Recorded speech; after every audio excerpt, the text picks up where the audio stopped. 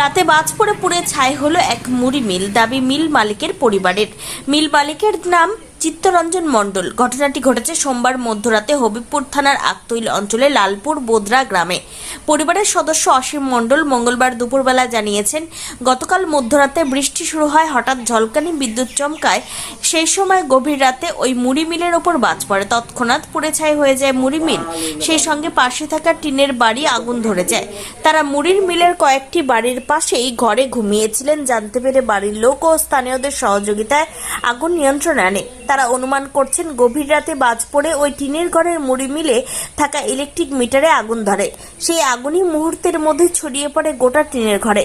সেই সময় মিলের পাশে থাকা ঘরে গ্যাস সিলিন্ডারে আগুন ধরে যায়। আগুন নেভাতে গিয়ে বাড়ির কয়েকজন সদস্য আহত হন এবং একজনকে মধ্যরাতে বুলবুলচন্ডী গ্রামীণ হাসপাতালে চিকিৎসার জন্য নিয়ে যায়।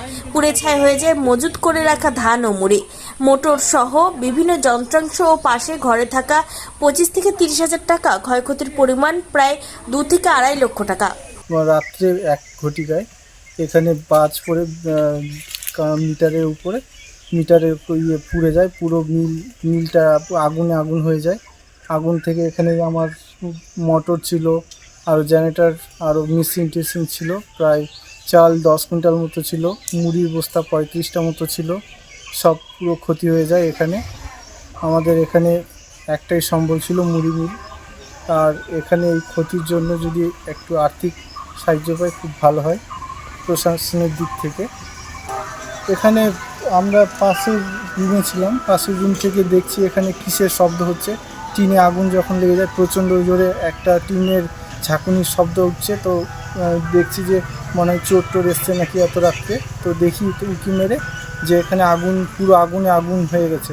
পুরো আগুন থেকে এবার আগুনকে নিমানোর জন্য জল পাশে পুকুরে ছিল, পুকুর থেকে জল তুলে জল দিয়ে নিমানোর চেষ্টা করেছি।